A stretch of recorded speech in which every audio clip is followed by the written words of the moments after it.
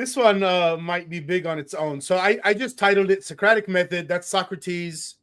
I'm going to explain the method real quick without reading here, and then I'm going to get to what I wrote.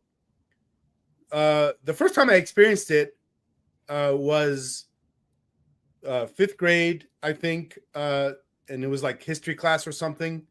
And the teacher asked a question about some historical issue, and she asked a question for us to answer, and we tried to answer. We argued with each other. She asked more questions to help us develop our answer, and she didn't answer the question.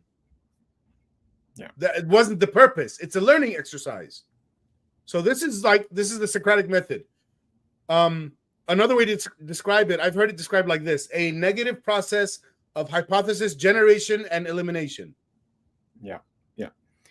And that's that's the scientific method that people know. Make a hypothesis and then eliminate it with an experiment. Yeah. So from my own experience in teaching, there's a mix of reactions that you get from the students when the Socratic method is implemented in this particular way. The first one is a great sense of satisfaction through the actual process, because this usually takes on the setting of debates where you have some ideas that are being tossed back and forth, different implementations of what's supposed to be a law or an idea. But the other one is also a sense of frustration that neither the teacher nor the facilitators, the teaching assistants, are actually providing real answers, real concrete answers that would satisfy them. And that in itself is going to leave the student with a lingering sense of pursuing that particular question further beyond just this particular setting where they had the debate. And so it's actually a really powerful method because it's just forcing you to keep re-examining that particular idea and trying to think of different angles, because you don't have that authority that gave you that answer that would give How do you you that know you're right? yeah, because when you provide them an answer for something, there's a sense of relief. Oh, that teacher, that authority has provided that particular answer, and that's the end of it. Now I If can you stop don't, thinking. but if you don't provide an answer, if you just give hints, if you talk to them, that actually in itself is a if you want to think about something that would be self-motivating to think, that's a really powerful way of doing it. Okay, so what I write here right after the Socratic method is a few words, and one that I've already explained is I explained the process as you ask a question and then there's answers. You see, question is the third one, is the second one there. But there's another way to look at. There's many ways to look at it, and they're all the same thing, just using different words, different frameworks. Another way to look at it is a goal, and there's also multiple goals. You can see the Socratic method. The main goal is help the person learn how to think. Yeah. Where you can see the opposite version of this, the bad kind of teaching, the old style of teaching before the Socratic way. And it's much older than the Socratic way. I'm sure centuries of this way was done before Socrates came. Otherwise, Well, I don't think Socrates. if I may add, Socrates didn't actually effect a revolution that stuck after him. If you look at so many people, all the generations that intervened between after Aristotle. Well, I blame Aristotle then. Yeah. They know about the Socratic method, but they actually never implement it, especially in contexts where you are doubting knowledge. Because remember, after all, Socrates was killed because exactly of that same thing. So his presence was actually a kind of a danger for the established knowledge, for whatever. Well, he would be the first advocate to get rid of the apostasy laws. Yeah, absolutely. Because he was killed by his state, and the charge was you are like causing the children to doubt God. Yeah, that's So I mentioned next obstacle and constraint. So I learned this from Ellie Goldratt, which really I learned from chemistry class. But Ellie Goldratt is the one that helped me realize that it's an idea that applies everywhere in knowledge rather than just a few areas in chemistry class or physics even.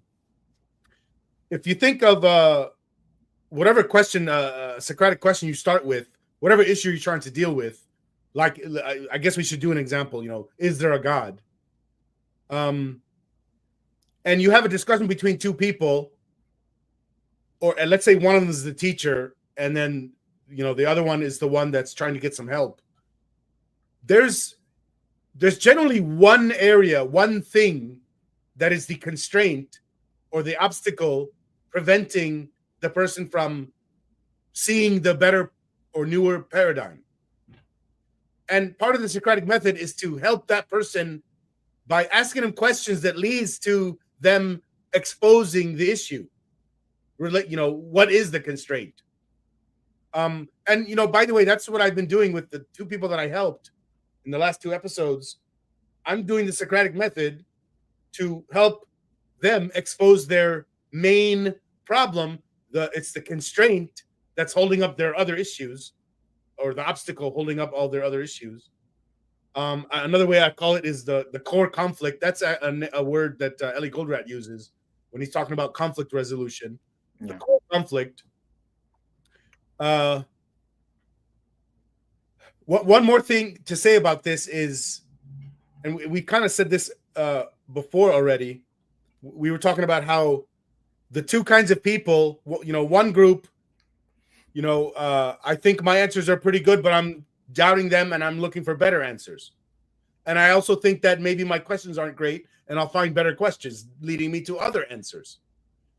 And the other side is, I already have the answers. I don't need to search. And yeah, my questions are great. Oh, they don't even think about questions. They just think of answers. They don't even say the word answers. They just say ideas. But of course, all ideas are answers to questions. And here's the point now.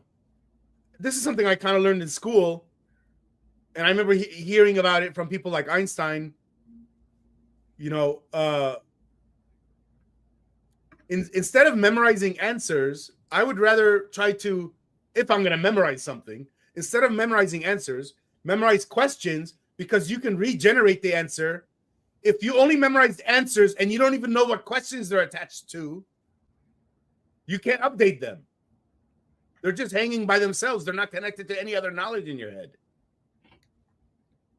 Do you have anything to say about that before we move on?